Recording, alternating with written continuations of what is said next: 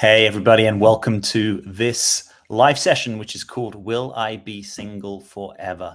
If you're joining us live, thanks for being here. If you're watching it after the event, thank you also for being here. Feel free to say hi. Let me know where you're tuning in from. And I want to get right into today's question because this is really a fear that I come across a lot in the questions and comments that come my way. People say, I'm trying really hard.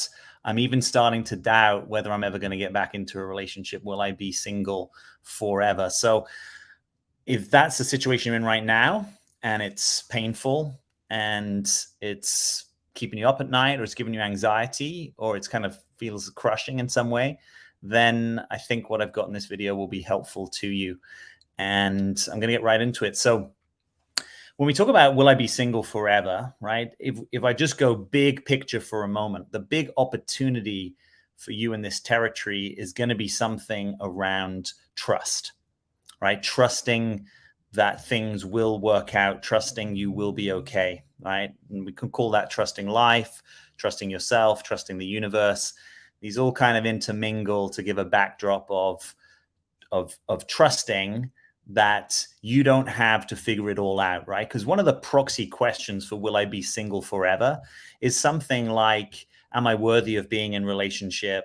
Or even hidden in there could be like, what do I keep doing wrong, right? So give me a +1 here if you're listening. Is this the thing that you have that if you're just brutally honest for a moment, that you tend to be hard on yourself, right? So you could imagine that somehow life not giving you relationship right now could be a form of punishment, or could be a form of you didn't do the right thing, or you did something wrong, or you screwed up badly in a previous connection and you still haven't been able to like make amends for it or something like that. So the opportunity, a better question to ask maybe than will I be single forever, is what would it take for me to trust that I'm in the right place right now? Now, being in the right place right now, it doesn't mean that you've got to like it. It doesn't mean that it's going to be easy. It doesn't mean that you might not feel depressed, or you might not be in pain, or you might not feel lonely. All these things are part of the human experience, right? The opportunity is for us to learn to be with them a little bit more gracefully and skillfully and with more trust, right? To everything a season. And so most of these experiences, even if they've gone on longer than you would like, if you kind of zoom the lens out, in the fullness of time, there'll probably be some shift in your experience. Even if the shift isn't you getting into a relationship, the shift might be that you're more okay with your own company, right? The shift might be that you feel more connected to yourself. The shift could be that when you see you haven't got anything on your calendar for tonight or the weekend, you're actually okay with that, and that you can get creative and resourceful and imaginative about what to do with your time, and not just feel like because you're not spending it with someone else that somehow it's less valuable to you or less intimate, right? For any of you, which is a lot of you who are on this journey of being more authentic, there are benefits to not being in relationship, right? There are benefits if you're going to be working on yourself deeply. Sometimes that's just harder to do in relationship, right? Just because there's more demands on your time or attention, or you might find you're in a relationship that doesn't support some of your deeper authenticity, or perhaps you want to grow in ways that your partner doesn't want to grow, and they're actually being an obstacle to your growth rather than a support to your growth. So, part of a more trusting orientation to singleness is actually learning that both relationship and singleness can be gifts, right? The gifts at times might be different, but there are lots of gifts to be found in being able to keep company with yourself, right? And sometimes if you've listened to me before, I've used this quote. Blaise Pascal, the famous French philosopher, said a lot of the world's problems could be solved if people could be alone in a room with themselves for 3 hours. And that sort of sounds trite when you hear it the first time, but when it really starts to work its way into your life, you can notice that being on your own and liking the company you keep and being okay with that, right? Which in fancy speak is really, can you be present to yourself in your experience, even when you're having a difficult experience, and even when you're having a chronically repetitive and difficult experience. That also teaches humility and character and depth, and this sort of notion that whatever happens, I'm going to do my best to have my own back, right? And there's something in that which is incredibly powerful. Of course, we need each other. Of course, we're deeply social and relational beings. And there's also something in, can I have my own back? Can I stand with myself in my most difficult times and my most difficult moments? So if you know that you're likely to take over responsibility for your life, sometimes it's good to actually turn that over, right? I call that pushing it upstairs, which means turning it over to the universe and sort of saying, hey, life, if you really want me to be in relationship, you can help. That's my prayer. Show me, help me, let me know. Put someone in my path, have me bump into someone, have me meet someone at the coffee shop, at yoga, at dance, at the dog park, through friends, through a blind date, through a dating app. There's all sorts of ways that could manifest, right? And when that's not manifesting, we tend to fixate and become narrow and too hard on ourselves that we're not doing the right things, right? Said differently, if life really wants you to be in relationship, there's a lot that could be put in your path, right? You still have to say yes. You still have to be willing to date. You might have to be willing to take a risk, to have your feelings open up to someone else. All those things, your participation is required. But actually, there's a lot of this that is, that's why I use this expression above your pay grade. And people sometimes say, what do you mean by that? Well, it's just life is kind of big. It's bigger than us in some ways, right? We don't have to be in control all the time. There's all sorts of things that happen in our paths that we don't put there. And that's our curriculum, and sometimes the curriculum is a sort of barrenness. And wow, there's no dating possibilities in sight right now.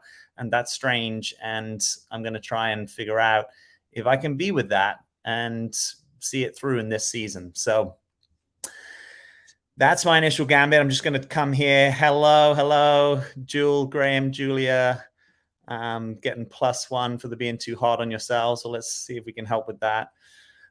Julia says, I definitely believe I will have a relationship again. It's just if it will be the right one, and also for me to accept the love I get, and if it's enough for me.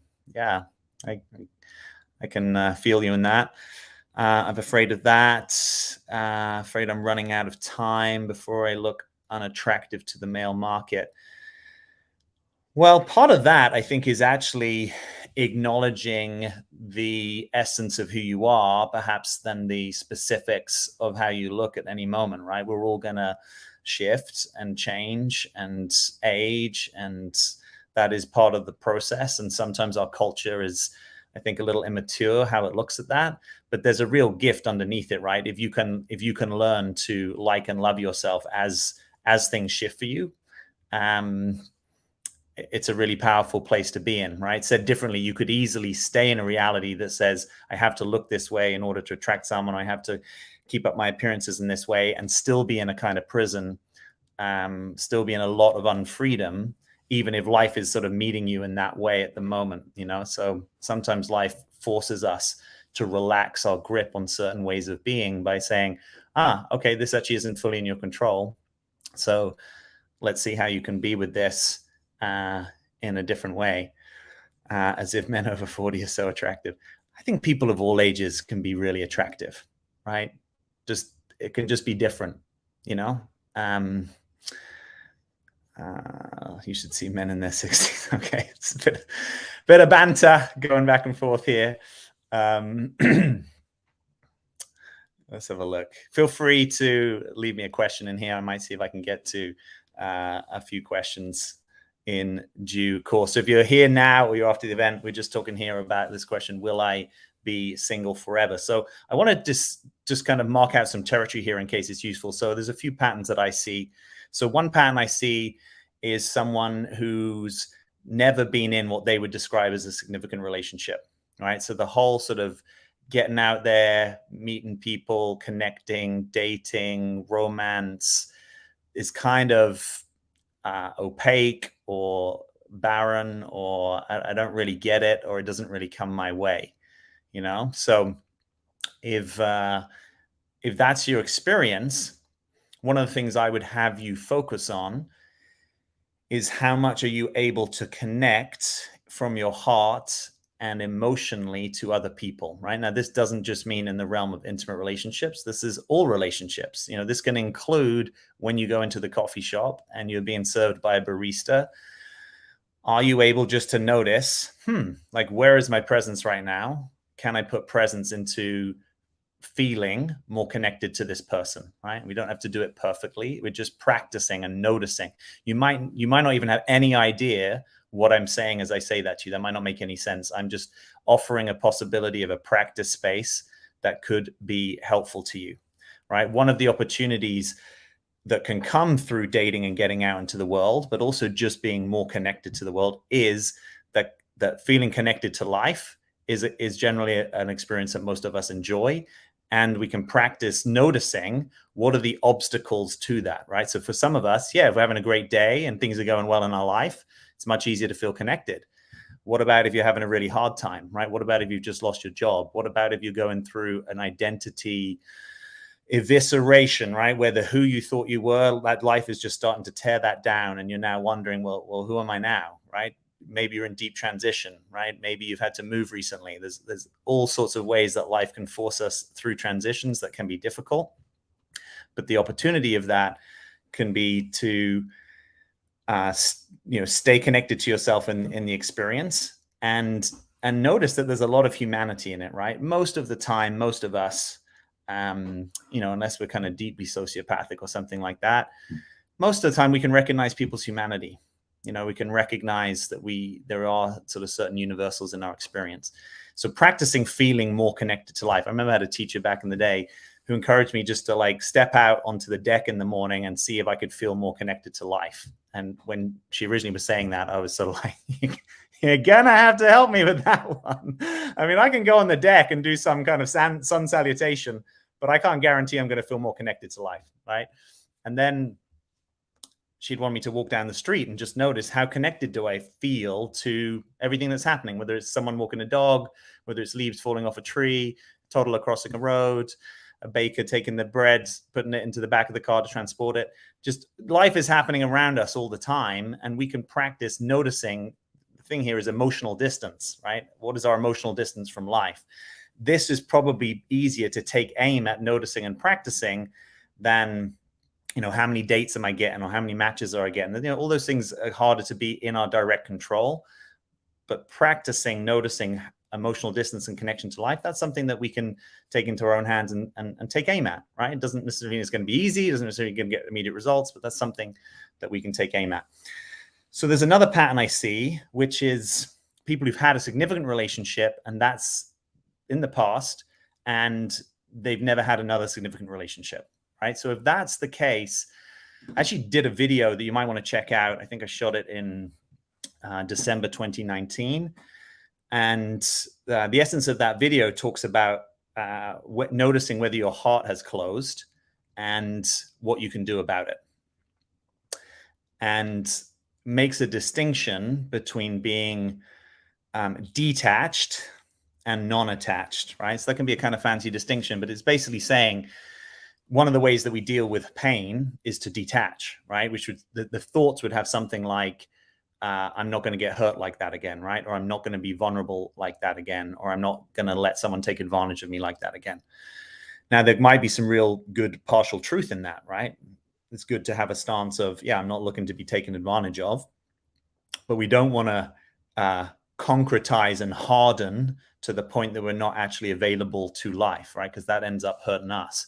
If you've had a relationship 15 years ago and that's still determining your stance to connecting and relating to other people, we want to see if we can relax that, right? And bring you up to present and up to the potential that you have now to relate and connect to other people. So there can sometimes be a noticing, yeah, actually, I'm afraid of being intimate again, or I'm afraid of being hurt again, which is obviously completely understandable. Maybe there's an opportunity in small ways and in small steps to do some work on that, right? Whether that's working with a coach or a therapist, or engaging in some other community of practice that might allow you an opportunity to see if you can start to soften there, right? And that might just be being a little bit more open and vulnerable in certain other relationships, right? It might just be willing to date without attachment to outcome and just see what's that like. What's it like going on a date, and I don't need to put any pressure on myself. All I'm here to do is experience the date.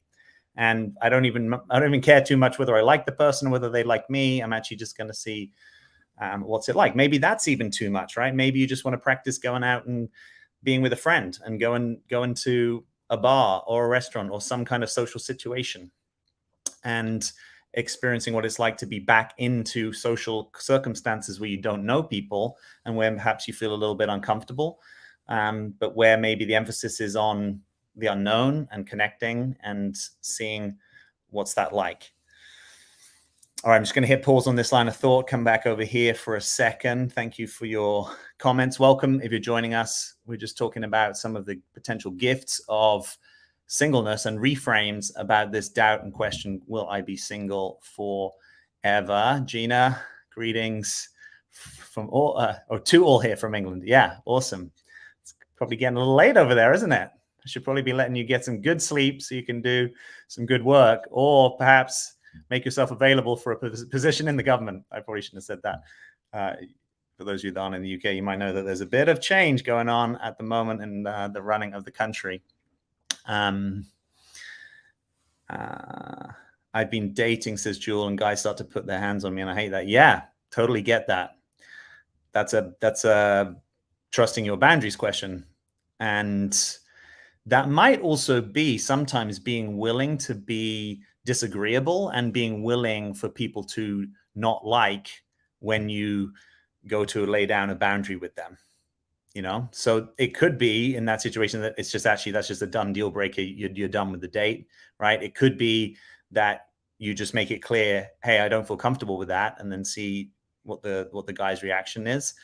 But oftentimes, if we just cut to the essence of that, that sounds like that's a guy that's going to be kind of uncalibrated to you. And so, I'm not sure if that's likely to go somewhere else. So it might be that life's given you this purely to have the practice. Sometimes there's a self-image in there, right? Like, I'm a kind person, and that's getting in the way of me being able to hold my boundary with someone else, right? Or I just need to be liked. So it's hard because, sometimes when we go to lay down a boundary, sometimes people take it well and sometimes they don't. Right. And I've even been that person when people go to lay down a boundary with me. I do my best, but sometimes I don't like it. Right. If it's not the thing that you wanted to have happen, I'm not talking about, putting your hands on someone in this way, but just, if you want to go to this restaurant and someone else wants to do something else, and, there's negotiations that happen. And so getting more comfortable that we don't always have to be on the same page, but I'm going to take a stand for what I need, can be, good. And for most of us in nuanced ways, that's going to be some kind of ongoing practice. I feel like I'm not good enough for a man, says Christy. What are your suggestions? So I have a couple of videos on this territory, right? This is like a self-worth, self-value kind of question. So I checked those out if you haven't. I'm trying to think what the title of that would be. I think there's something like Number One Way to Value Yourself. You could just Google that with Jack Butler. Yeah, I mean, where I go in that video, the essence of that is actually just put guys aside for a moment. This is a self-relationship kind of question, right? So how do we start to value ourselves more, right? And there's a number of different ways that we can practice that. One is by valuing our authentic desires. So noticing what we actually want and noticing how to advocate for that or to move towards it, right? Doesn't always mean that we're going to get the things that we want, but knowing how to take aim at them and practicing that can be important. When you value yourself, you tend to value your time and your energy and your resources, right? So sometimes there are things in your life that are undermining your sense of value because they're kind of energy leakages, right? Or perhaps they are legacy goals and they're no longer really true and authentic goals for your life, and it's time to let them go. When we value ourselves more, we tend to value the things that we can say no to as well as the things that we can say yes to, right? So sometimes this can be a little upgrade if we've been used to being, quote, positive, saying yes to things, learning actually how to say no. And valuing that and being okay with it and dealing with whatever it is, whether it's the pushback from someone else or the fear of missing out. So anything that you're doing to practice in that realm is probably going to be helpful. Because really what I'm saying is being good enough is actually being good enough for yourself, right? And when you're good enough for yourself and you're good enough for life, I don't think there's going to be quite so many issues with feeling good enough for a man. So I think this is a thing that you can practice on, whether you're dating or not, whether you're relating or not. And there is a place that we can eventually get to, and that it's not like a static place, right? I think most of us will have some experiences where we feel more or less secure, right? Where we feel more or less worthy. But sort of substantively, there can be a place you can get to, fancy phrase is non-contingent value. But that basically just means, rather than it being like a stock that's kind of going up and down daily in the stock market, I'm not really placing my value so much on how other people see me or how other people respond to me. Right? I'll give you a very different experience of this. So I think I was lucky in my younger life that my general sort of level of engagement and enthusiasm and passion for life, I often had the experience that people were somewhat warm towards me. Right. And maybe I didn't even notice that because it was just sort of my experience of, well, I like connecting with people and I'm generally friendly and open and curious. And that means that connection can happen, not with everyone all the time, but there's sort of a good pathway there. Right. Then in my 30s, I had a much more kind of inward, introverted, hermetic turn and didn't want to go to a lot of the places, events, and almost didn't want to do so much of the heavy lifting, right? So if you sort of imagine someone who's really enthusiastic, who's in some situations is now less enthusiastic, then I got to see, oh, okay, this connection thing is kind of different when people aren't already a little bit sort of warmed up to you, right? Because you're engaging or charismatic or enthusiastic or something like that. Okay, I get that this is kind of a different game, right? But the cool thing is I get to be a little bit more authentic because I'm not trying to carry, like, I don't need to be enthusiastic for you if I'm not enthusiastic for me, right? So I don't need to be something for you if it's not actually true to me in this moment.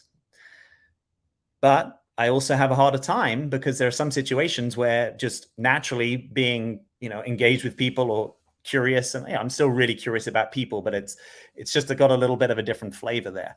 And that also gives me a lot of compassion, right? I remember running races as a child, and I was a good runner, and it wouldn't actually be as hard as when I was less fit trying to run. It's like, wow, that's actually a much harder race. We applaud the person that finishes first, second, third, or fifth, or whatever it is. But the person that really we should be applauding is the person at the back who's probably actually put the most effort in. This is probably hardest for them. Again, I'm generalizing. So if this is a territory for you that's difficult, right? Acknowledging that, sort of being okay with that, because what we don't want is that the inner critic starts to come in the back door, right? You'll never be worth anything. See, we don't want these kind of self-confirming biases where we just look at the negative, the difficult things in our life and start to confirm back to ourselves. We actually want to be in the other circle, which is I'm doing things that I care about and value about. I value that I put effort into them, whether I'm getting the results or not. And I prioritize and energize the connections that feel important to me and the priorities that I have in my life. And the more that I do that, likely the more I'm going to feel worthy, and likely the people in my life that want to confirm back to me that I'm not worthy, right? Whether that's a coworker, a boss, someone you're in a relationship with, family members, maybe those things actually start to recede, right? And that might just mean I'm in less contact, right? And it might be that I actually interrupt people if they're talking in a way that doesn't work for me.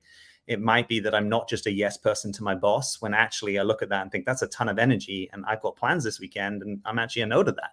And maybe I'm more willing to be with some of those consequences. Do you sort of see it's a process, right? It's a kind of ripening maturity process. And also the more we do work on the inner critic, the more we can distinguish the voices in our heads that aren't actually our own, right? Part of healthy socialization as a child is you've got to take some voices in, right? Which might be teacher, might be aunt, uncle, mom, dad, primary caregiver, older sibling, anyone that's in a position of authority or mentorship or any of that stuff. And it's important because that's how we learn, don't walk out in the road, right? Or, don't go into a social situation and suddenly, start shouting at people or whatever it will be. And then we get to a certain stage in our development and we realize, okay, yeah, that's cool. That's a certain stage of development, but I actually want to be more authentic, which means I'm going to start to relax some of those voices in my head, which are no longer true for me, or which I can start to get closer to my own authentic voice, right? I want to know what I really think, not that I'm just going to keep replaying my super critical mother or my super critical boss or my super critical ex-boyfriend or, fill in the blanks. Now that takes work. That's not easy, but the more I'm practicing that, just like anything, attention works. Attention and awareness over time is generally the best strategy. You don't even need to know exactly how to remove those voices from your head. Just over time, sustained attention and curiosity. Oh, who's talking right now? who's talking right now, right? Or at the end of the day, like if I coach with people, often will have self-observation practice at the end of the day. I'm just going to hit my journal, 5-10 minutes. How did I talk to myself today? Whose voices did I hear? Let's examine that. Let's get curious, right? And even if you notice 90% of the time it's my, let's say my mom talking, or my mom from my childhood talking, okay, and at least now I'm in awareness of that, right? So I can start to do something.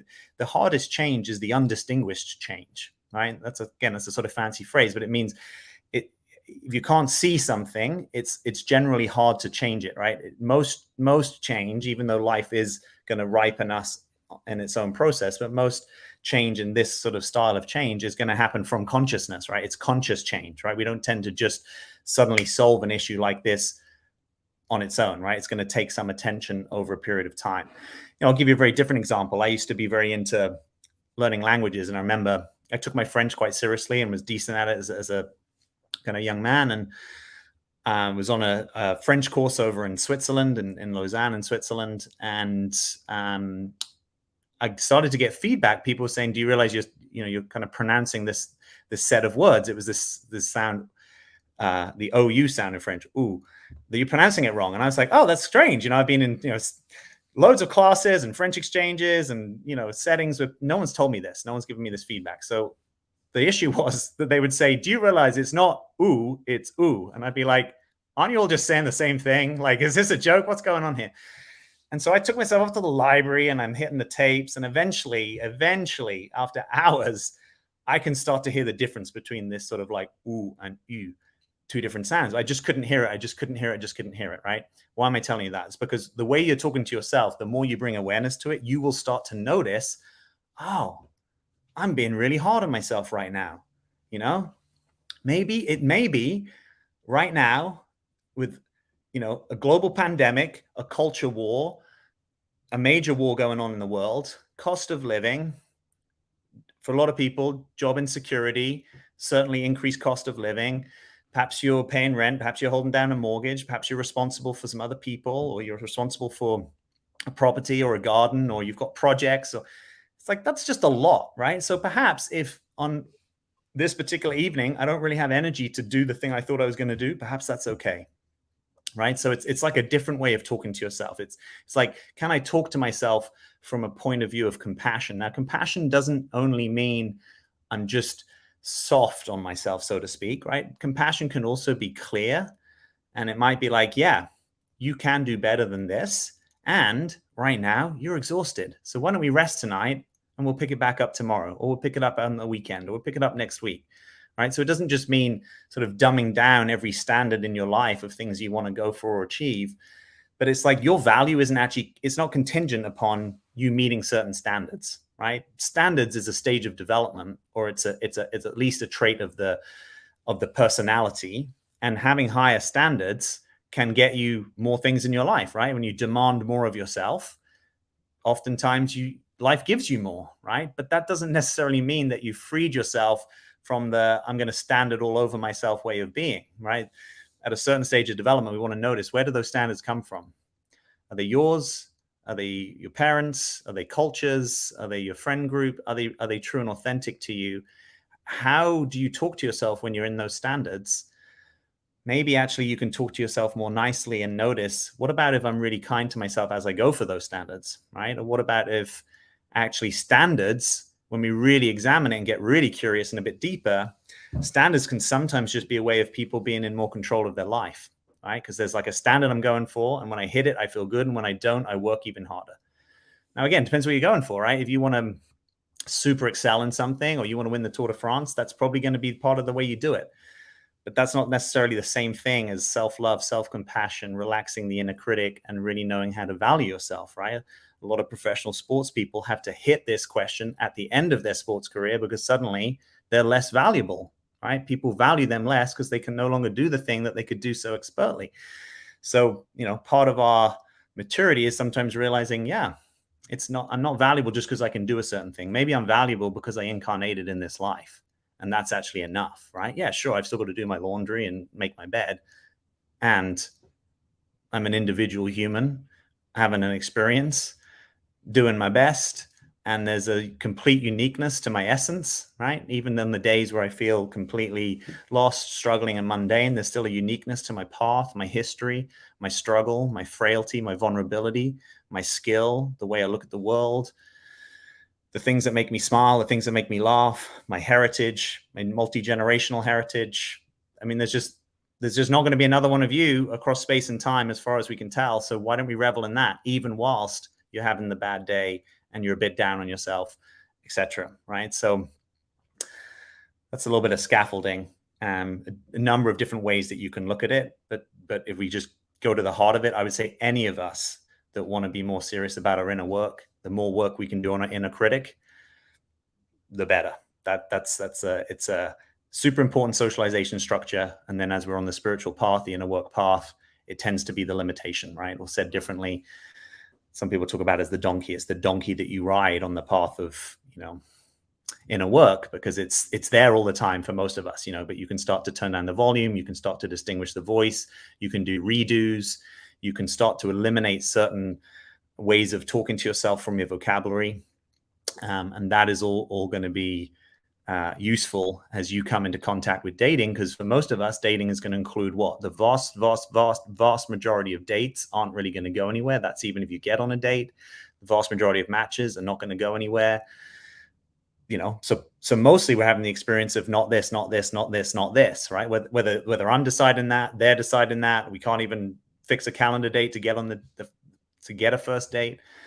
So there's a little bit of sobriety there. I'm not trying to say it's impossible. Just, okay, yeah, knowing that this probably isn't going somewhere, I can have minimal fantasy about it and just practice. Can I be a little bit more myself? Can I enjoy the connection? Can I just get curious about it? Can I see if authentically I want to go on another date? Can I notice which parts of me got expressed tonight? All of that in my world, super valuable. And no one needs to be good enough for a man, right? Why don't I just say that bluntly and directly? No one needs to be good enough for a man, right? This is not a for a man process. This is for yourself, for life, for the universe. That's the way that I see it, and similarly for men. I don't think men need to be good enough for women. I think men need to be good enough for themselves. And inherently, most of us, we just are good enough. We may not know that. We may not talk to ourselves that way. But I think if you go up a little bit above my pay grade, I think we're all good enough, right? Even for all the bad things we've done, or the bad decisions we took, or the ways we fell short, all of that, that's really the point of worth. Is, it's not a scorecard. It's actually a way of being, and being with yourself in this moment. So hope that was helpful. All right. Let's have a little look down here. Welcome. We've got ET tuning in from Germany, Thailand. Time is in Thailand. I'm not going to take responsibility. I'm like, geez, I shouldn't be keeping people up. But I also know sometimes I struggle to sleep, and sometimes I appreciate it. I sometimes go online and see what's going on. To Starlight, you're live. Yes, I am live. Just want to say hello. Appreciate that. Got California. Happy belated birthday. Thank you. Question: when guys used to invite me out, they offered drinks or a free activity. How can I encourage them to take me to dinner on the second date without sounding too negative? That's an interesting question. I mean, I think if it was that important to you, you could suggest it, right? Which isn't just, I mean, what I think you really want is for them to suggest it, right? And maybe for them to even be, organizing it, paying for it, etc. I'm not sure that you can maneuver a guy into that. And I don't know if you'd even want to be in that business. What I get is that you like that kind of date, right? So sometimes you can put that like on a profile, like, hey, ideal first, second date, so that can just make it easy for people knowing, like, oh, you're someone that likes drinks, or you're someone that likes dinner, or, and just bear in mind, there is a variance across people, right? So some people really like a drink or a coffee just because it's super low commitment. And if you're not really into it on either side, it's easy just to kind of bow out after half an hour. Some people really like to be kind of wowed on the first date. Like, yeah, make an effort. Like, yeah, take me whitewater rafting, or like, let's climb the most interesting mountain, or like put together some itinerary, like kind of, it's sort of the stances impress me. And for other people, it's sort of like, I don't really want to have to impress you per se. I just kind of want to get to know you and just see if there's an authentic connection. So, um, yeah, I don't know if I have a specific answer to that. I'm kind of curious. It sounds a little bit like, if I, and then at the risk of kind of projecting onto you here, or what you're saying, and feel free to tell me if I'm wrong, that perhaps this feels a little kind of cheap to you, like I'm because using the word free activity. And so something about dinner is a little bit more of like an investment, right? Kind of financially, organizationally. Am I getting that right? If I am getting that right, I kind of get it, you know? Um, and, you know, it might be that something like that, I mean, ultimately something like that can also come a little bit down the line, right? If there's an authentic connection established, if we keep wanting to get to know each other, you can also drop a green light, right? Which is sort of like, oh, I'd be really excited for us to go for dinner at some point, So it's sort of like letting him know, like, that's something that you're really up for.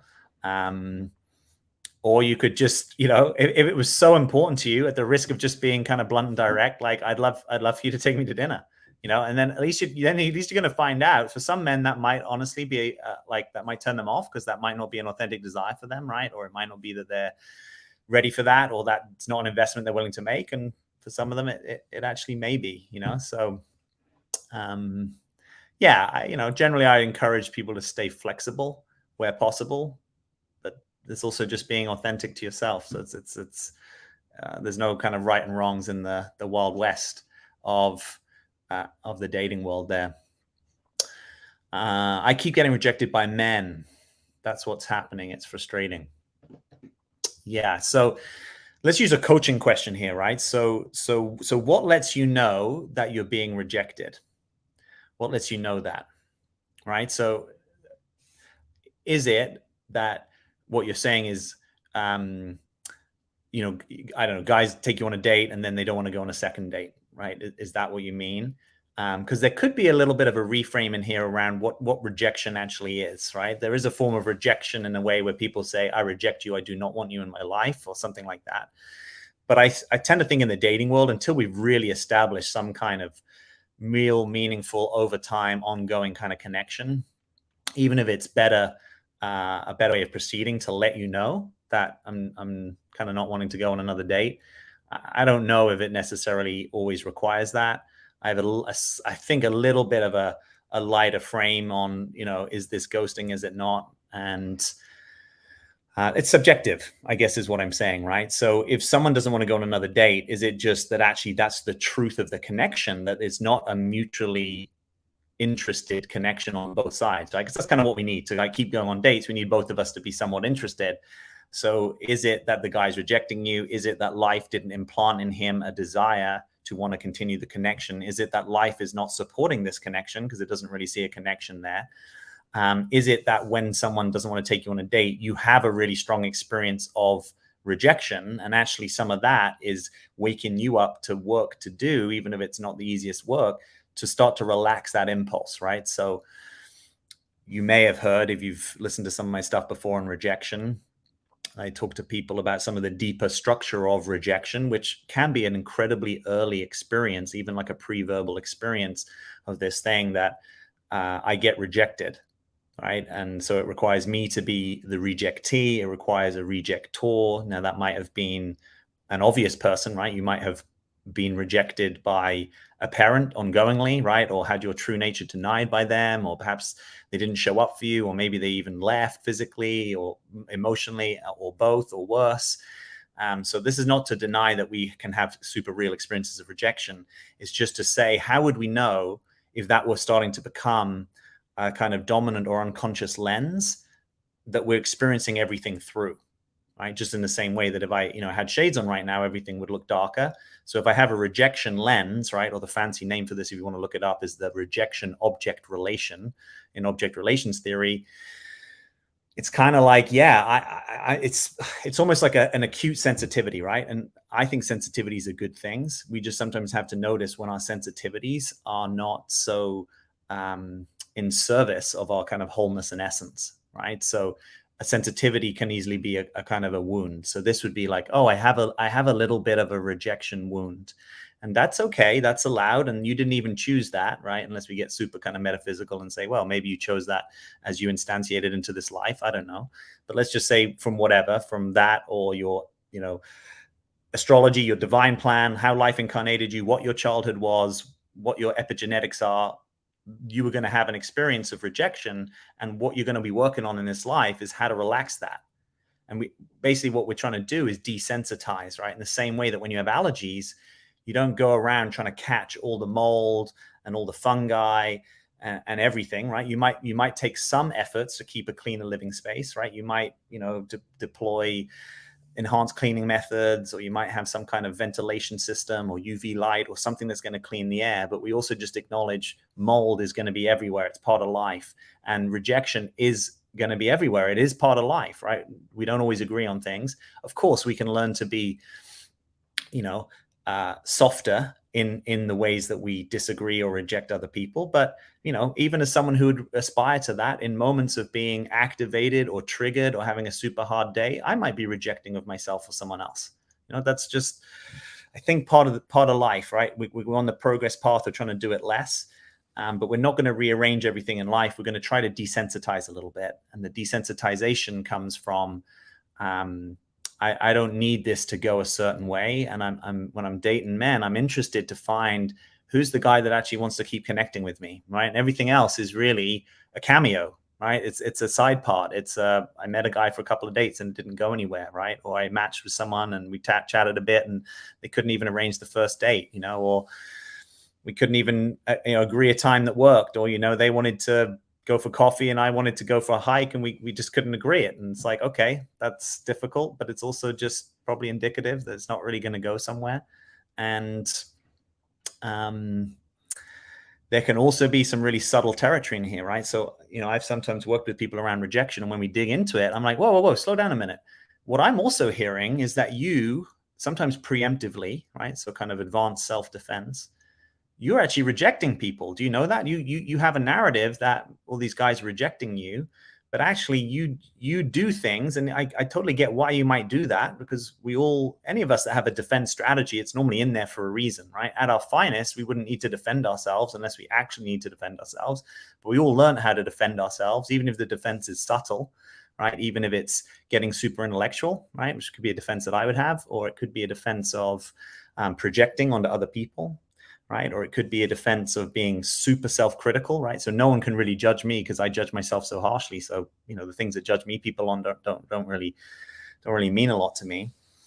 So you might have some advanced strategies in here. I'm not saying you specifically have this, but in this territory, we can often preemptively reject other people or push them away or make it challenging for them to get to know us because we don't want to be rejected, right? So sometimes learning how to not reject other people, right? So I've coached people say, well, Jack, none of the guys, even some of the comments here, right? Jack, you should see guys in their 60s. You see guys in their 50s. You see guys, he's 70, but he's like using a photo when he's 50. Okay. Like ideally we wouldn't be doing that.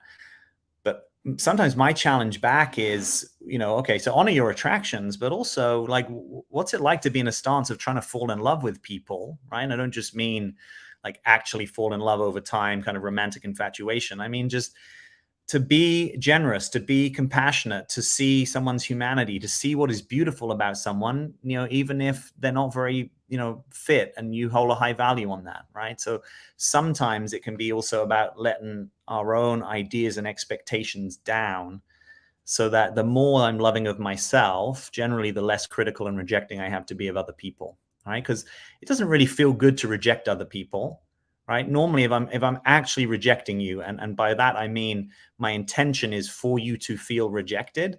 Normally, what does that mean? It means I'm probably pissed or angry or resentful or jealous or some experience that's kind of underneath that, right? And perhaps at my best, maybe I wouldn't need to do that. Maybe I might say, look, you and I completely disagree, or this thing you're doing, that doesn't really hang in my world. We need to find a different way forward. Or, this is hard for me to say. We've been really good friends, but I kind of notice we're on slightly different paths now. And I'm not sure how authentic it is for us to keep spending the level of time together that we have been, but I still want you in my life. And, I still look forward to whenever we can get together, so yeah, life is sort of change, its beginnings and its endings. But basically I'm saying that at our most mature, and including myself, and I don't even always do this, but I aspire to it. At my most mature, I could say something that someone might feel rejected by, but I can do it in a way that shows I care, right? That I care, and people can normally feel that, right? Like, yeah, sometimes it's disappointing. Sometimes you've got to be, a doctor telling someone that, someone's life is limited, right? And you can probably feel in that moment, does this person care, or are they kind of just going through the motions?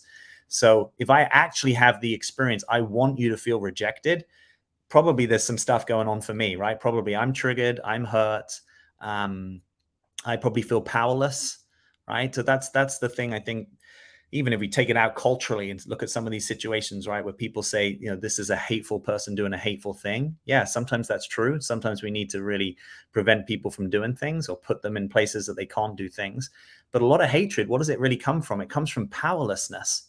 And that can sometimes be hard if you look at something, well, why would that person feel powerless? Well, I don't know. Why does Meghan Markle feel unfree, even though she's like the, probably wealthier than many people aspire to be, in this situation that is just beyond most people's experience? It's like we're all having an experience, and you can't always tell what someone's experience is just from the outside, right? Someone might look like they're incredibly wealthy, but feel incredibly insecure financially, right? That's just the experience they're having. So typically, if someone actually wants to reject you, it's their own issue, right? You could even say it's almost like it's their own trigger or their own limitation, or even if you wanted to go even strongly, it might just be their own mental illness in a certain way. If I just want to go around rejecting people all day, every day, because I hate them or resent them or I'm jealous of them, or, probably the compassion should also be in my direction, right? Meaning that's a hard place to live your life from, right? It's a hard place to want to go around rejecting people all the time. Now, if you feel rejected because authentically we've gone on a date and the second date isn't the true path for him or for you, yeah, you might have an experience around that called rejection, but you might learn how to take that less personally, right? You might learn how to take that, okay, that's kind of a little bit more what's happening. Now, you might say, well, that's fine. I could do it individually, Jack, but what about if that's your experience again and again and again, right? I always get the first date and I never get the second date.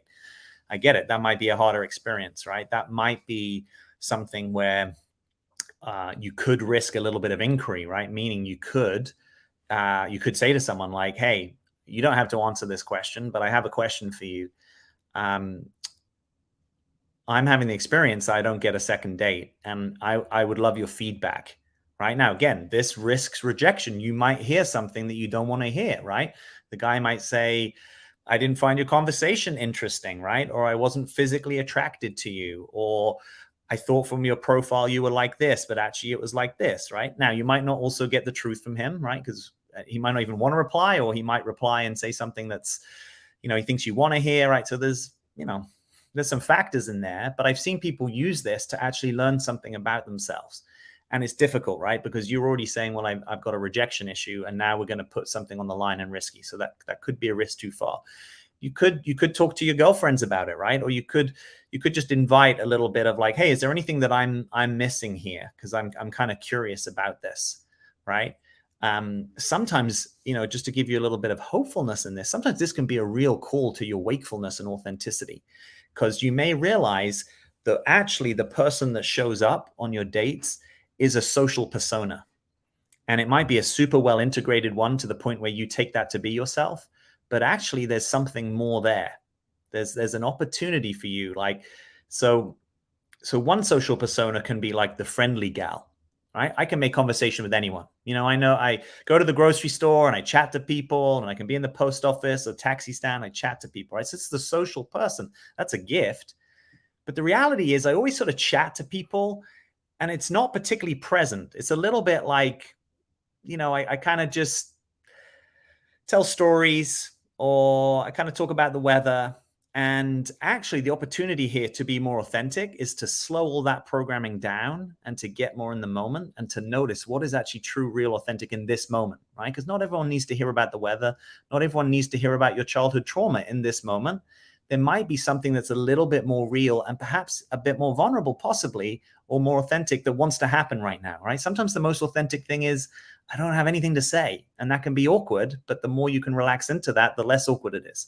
Sometimes the authentic thing is, wow, I didn't think I was going to ask you this, but this is a question that's coming up for me, right? Or I find myself wanting to share this with you, right? Or, I'm kind of done with this conversation. So I either kind of want to end the date or go for a walk.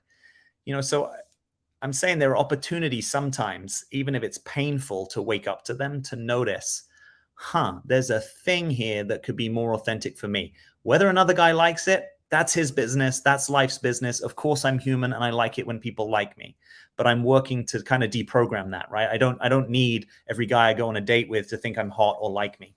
It's actually fine. I'd rather know what's real, even if it's a little bruise to my ego, or even if it's a little pinch to hear it. I'd rather know, like, do you actually want to go on another date with me? And if not, I'm actually curious why. Is it, oh, okay, so the reason you don't want to go on another date for me is actually because we just talked politics all night and I thought you were really into it because we were kind of like buzzing intellectually on it, but actually you've not experienced in that anything of my emotional world, or perhaps you're now looking at me as like an intellectual sparring partner, right? Which to some guys is a turn on, obviously, but to some guys, they sort of then maybe they're like, oh, that's kind of how I talk to my mates. So I didn't really experience attraction or polarity or something that's like the play of the masculine and feminine, right? Even if he's the feminine and you're the masculine, right? Whichever way around it is, but just there's something of that interplay, right? Or perhaps we were super serious, and we're putting the worlds to right, but maybe he just got the sense you weren't going to laugh with each other, right? Or who knows what? Maybe he's not even that serious about dating and he never takes anyone on a second date, so that was never even going to happen anyway. So, I'm riffing at length on this. I'm just trying to sort of open up the space of the territory, right? There's a number of things that could be going on here. And if it's a pattern for you, the more you desensitize the feeling of rejection, the easier it will get for you. The more you're able to ask directly what someone else's experience is and have space for it, the easier it will be for you. And the more you drop the social programming. So if there's a thing you do, right? Like and sometimes it can be you're super funny, right? Sometimes it can be you're super shy. There's all ways that we can just sort of show up that have fixed us into like a fixed way of being. And I think at our best, most of us are a little bit more flowy than that, right? You still may have a very structured consciousness, right? Some people do have a very structured consciousness. But I'm talking about routinization. I'm talking about where you're kind of going automatic because you're sort of like, I'll give you a different example. Some people can never take a compliment, right? Maybe historically I was a little bit closer to this, so people say something to you that's a compliment and you kind of deflect it, right? Or you make fun of it. Or someone tries to say something that could create intimacy and you make fun of it, right? Or you shift the attention. Or you say, oh, is that the time? Or like, oh, how do you feel about dessert? Because actually that moment was a little too intimate. Now, sometimes we need to do that. I'm not just making that wrong. But if that's the thing that you always do, it's probably going to compromise the kind of intimacy that you can experience, not just in an intimate relationship, but in any kind of relationships. So that might be something you want to look at. So all of this I'm saying is not to criticize yourself. It's not to say, oh gosh, I'm such a bad person. I've got all this work to do. I'm trying to inspire that sometimes even difficult work, even if you don't fully make it to the mountaintop, just getting to base camp, just trying, just starting the hike can be incredibly worthwhile. And it can open up territory for you. You don't have to see the end, the destination. You just have to start walking in that direction. You can take super baby steps. Another thing that you can do here, and I know this from the work that I've done with women in this territory, is sometimes there's like a routinized way that you do dating, right? So maybe you say there's a kind of opening question you normally ask, or there's a way that you text for a number of texts, and then you say, hey, let's jump on a call, right? Or maybe you say like, oh, are you around this weekend, right? And you kind of move it into, so there's a sort of like, a backseat driver in this, right? Particularly if for the moment we say that most of you, and I'm talking in generalization, but most of you might want that the guy has some kind of initiatory energy, right? That he says, hey, let's go on a date. I'm going to take you on a date. Or do you want to go on a date? Or would you want to go for a walk, dinner, whatever it is? So just relaxing that impulse in you to kind of control the process, that can be really useful beyond dating, just in your life generally, to not have to control the process. Now, you might say, well, I get fewer results that way, right? Actually, this sort of thing, it's efficient, right? And I've seen people outsource this to other people, right? So someone else sends some of those messages, or someone else is vetting people for them, and, fine. But I sort of say, how busy are you really? I mean, are you so busy that you can't actually send a few messages to someone? And if that means many people you don't even start messaging because it's not a desire, that's fine. But try not to be too concretized, right? Try to notice what your authentic impulses are. And that might be one day a guy hits you up and you're like, honestly, I'm not feeling it. And maybe you don't even reply. or maybe you just say, hey, hey, I did match with you, but I'm not really super into it right now, or I'm not taking dates right now, or, whatever's true for you. But it's sort of like freeing up so that you get to be a little bit more dynamic, responsive, a little bit less entrapped in a way of being, right? So if your dating isn't getting you some of the results that you want, or at least experiences of kind of connection and variety, or whatever it is you want, this is an opportunity to open up the way of being, right? What's it like to go on a date and dominate the conversation? What's it like to go on a date and be silent? What's it like to go on a date and care less what the guy could think of you, right? What's it like to go on a date and be incredibly curious?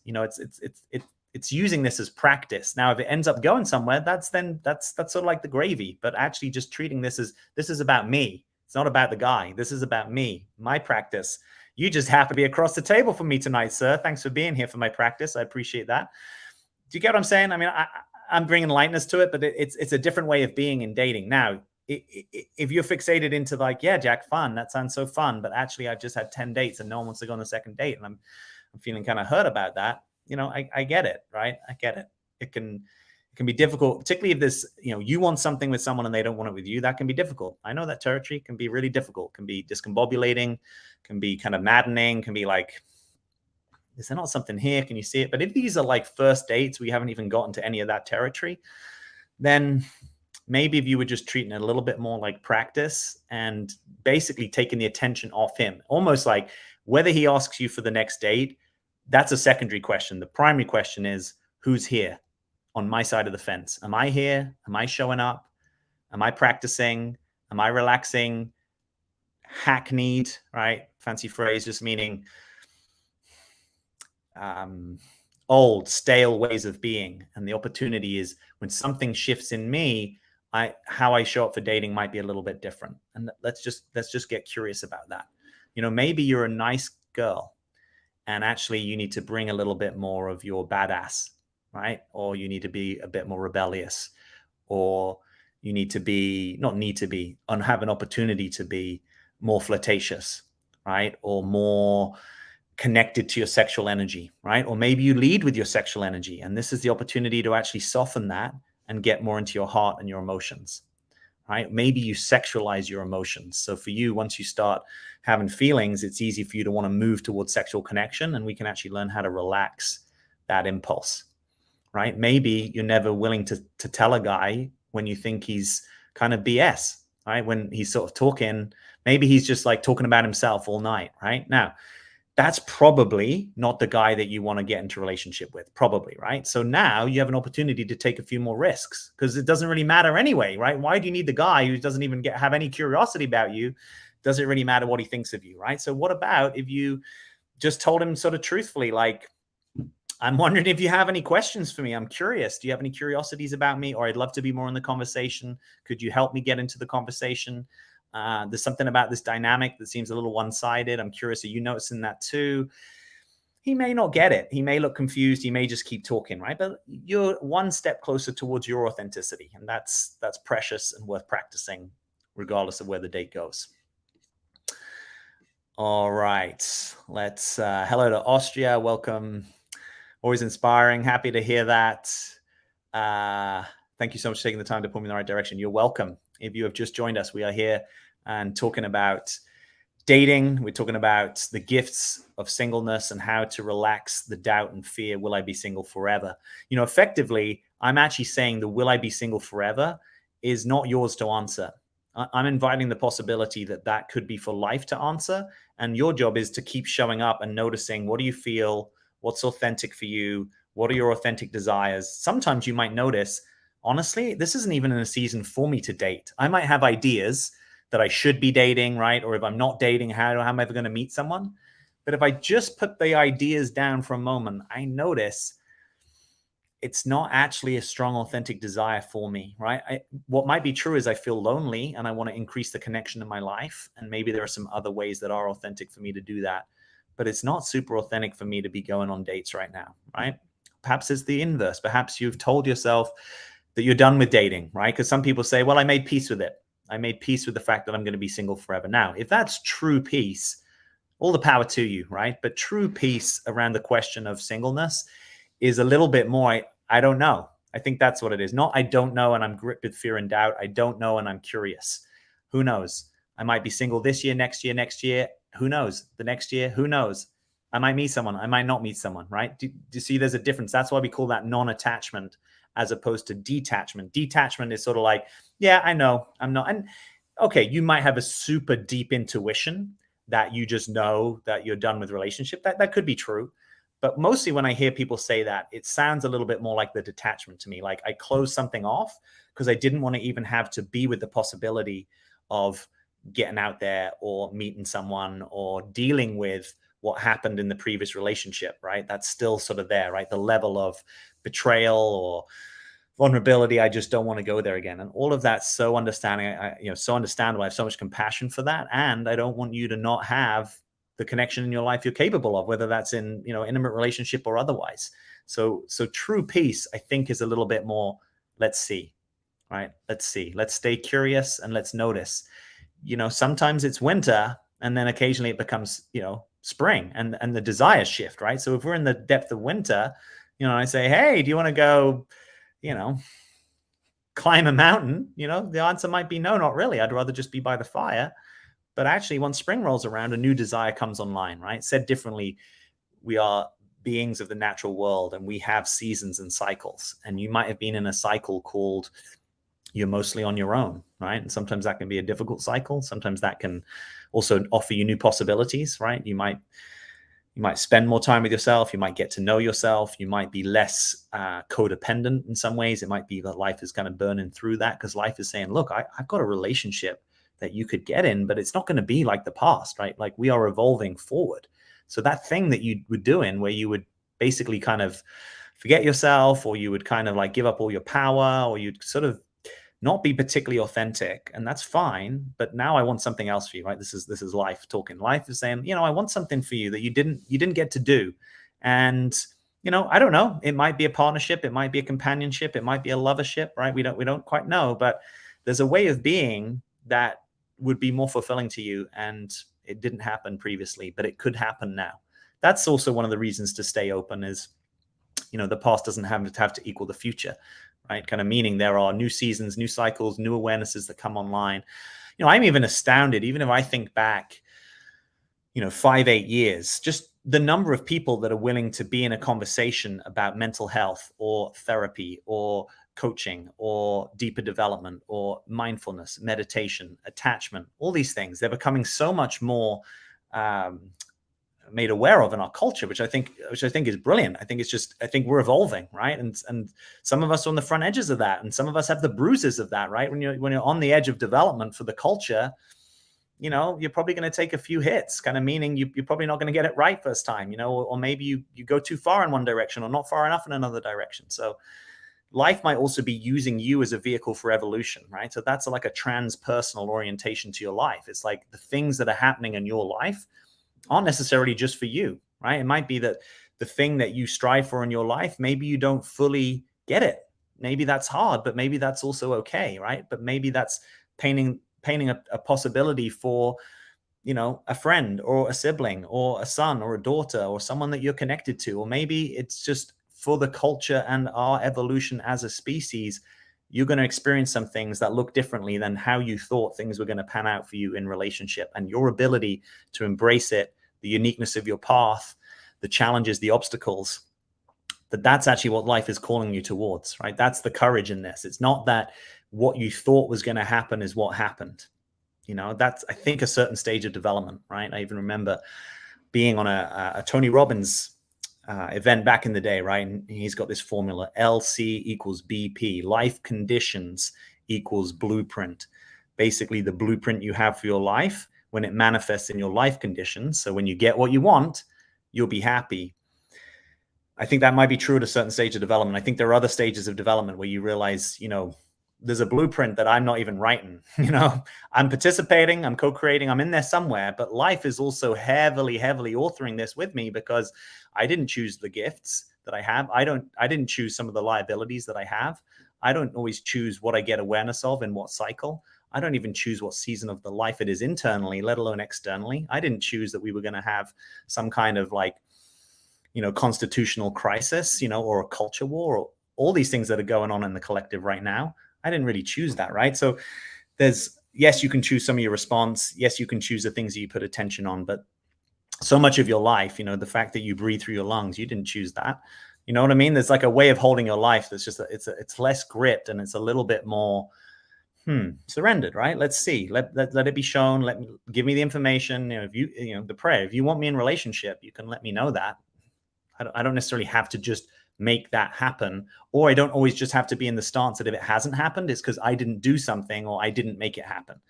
Now, if you know that you're disengaged, that's a little bit different, right? If you know that you are disconnected from your heart and your potential and your desires, and you've gone to sleep on yourself.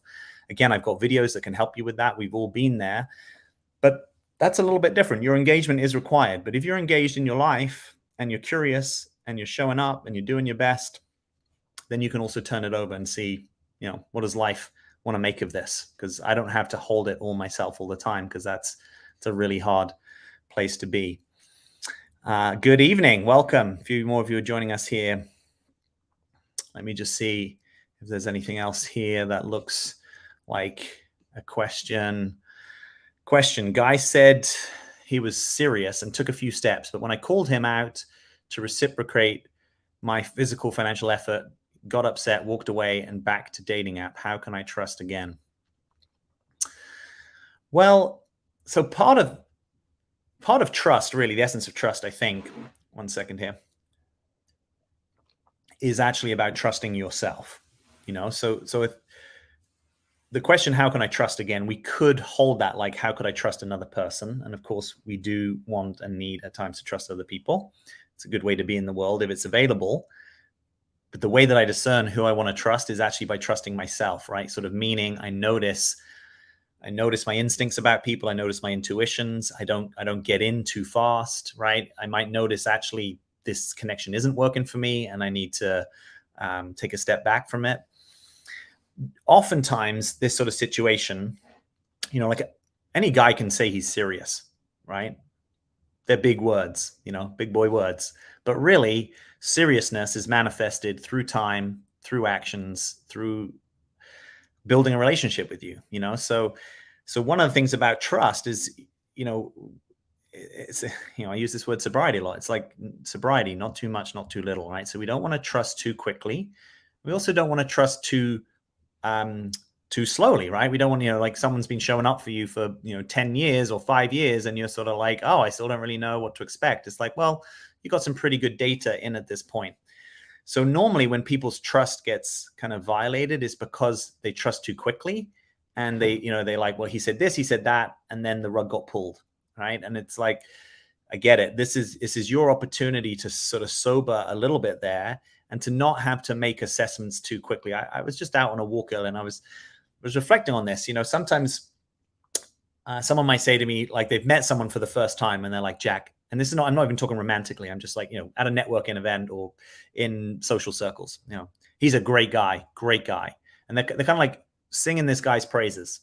And maybe he is a great guy, maybe he is, but that seems premature to me, right? You met him, you were drinking wine at the time and maybe he was too. Maybe what you mean to say is you had a great conversation, you have a great connection and you're excited to get to know this guy more. That to me seems a little bit more sober.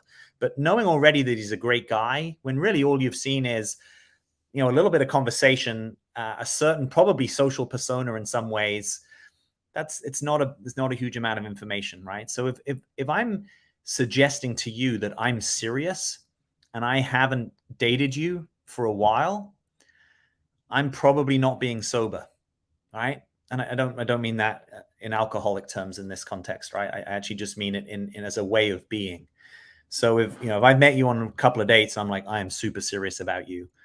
I'm probably out to lunch, right? I'm probably out to lunch, meaning what might be true is you are evoking really strong feelings in me, right? Or I am super attracted to you, or wow, I've even found myself imagining us being in a relationship, right? We're all able and capable of mental fantasies and ideas about it fine. But generally as a guy, probably if I'm sober, I should probably be keeping that to myself, right? Or I should be calling my mate and saying, I'm a little confused, buddy, because I've only been on 2 dates with this woman and I'm already having some really serious thoughts. And maybe like we can talk about it. And maybe he might say, okay, yeah, but it's early days, buddy. It's early days. Do you kind of get what I'm saying here? So I always say, don't build castles in the sky, kind of meaning whenever we have those sort of mentalizations, those mental ideas, kind of check ourselves, right? Or just enjoy it like it's a fantasy, right? So we all get to have fantasies, enjoy them as fantasies. But if I proceed every day as if all my fantasies are real, I got a problem, right? So when I don't start to think this guy is super serious, then it's easier for me to not extend myself in ways that might be counterproductive to my own, deeper needs. Sort of meaning maybe I'm not actually going to invest so much physically, financially, right? So maybe I'm slower to be sexual or physical. Maybe I'm slower to do anything financial, right? I mean, if financial means, he took me on 3 dates and, I took him back on 1, fine. But that's probably easy to walk away from.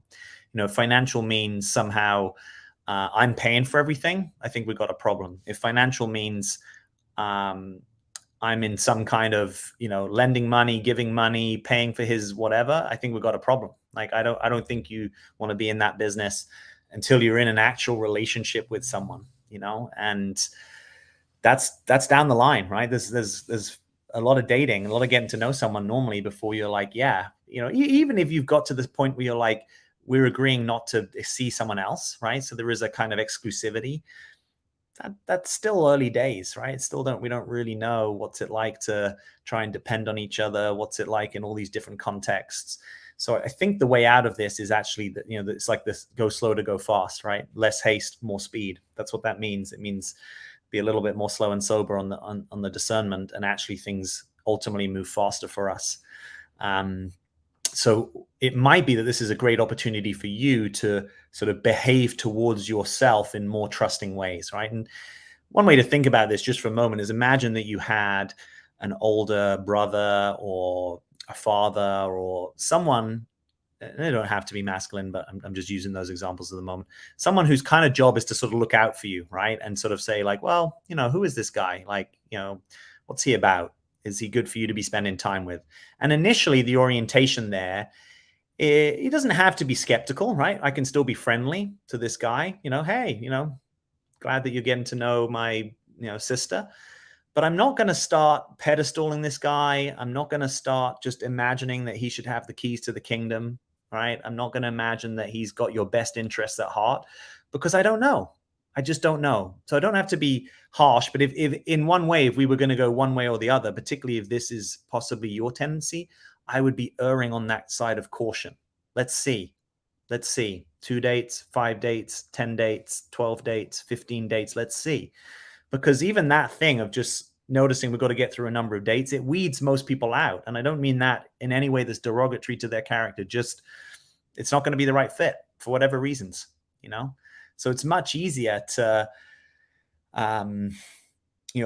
it's much easier to be slow and then imagine that something's there because it actually is, than sort of be fast, imagine it's there, and then get hurt, right? So that's a difficult situation, because not only did I possibly move too fast, perhaps skipped over some doubts, perhaps skipped over some red flags. Now I've actually got to deal with the fact that I have been hurt, because 2 things. One, he didn't show up in the way that he said he might, right? With this, I'm serious.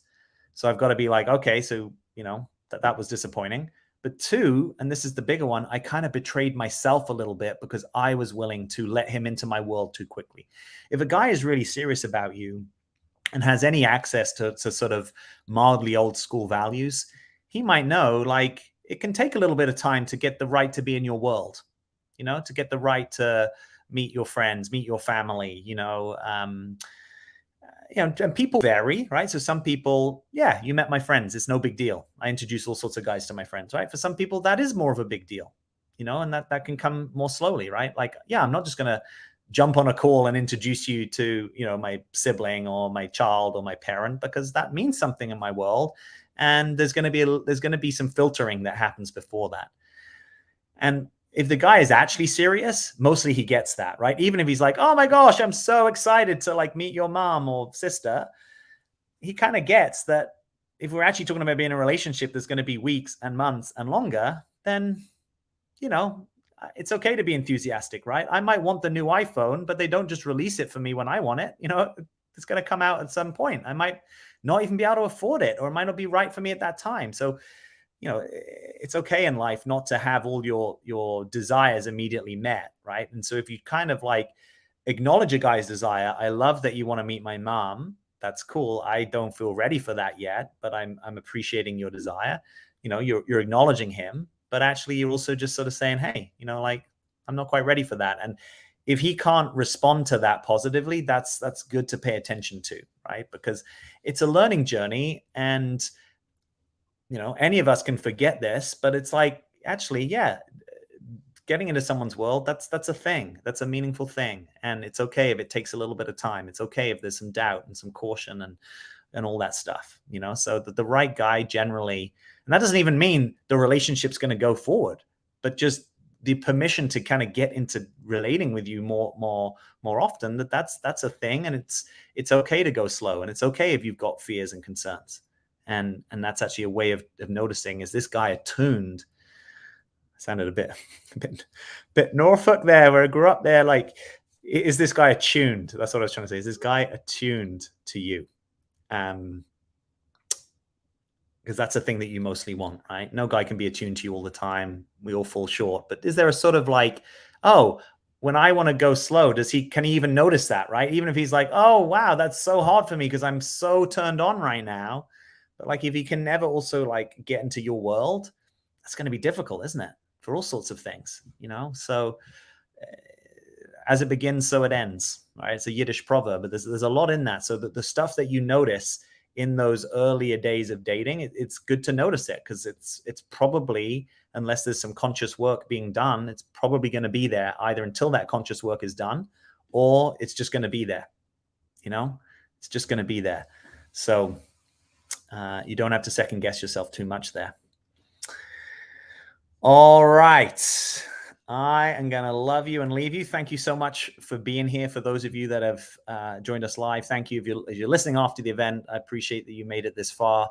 If you have any further questions that I didn't get to, feel free to post them beneath this video. And as always, I'm Jack. Thanks for being here.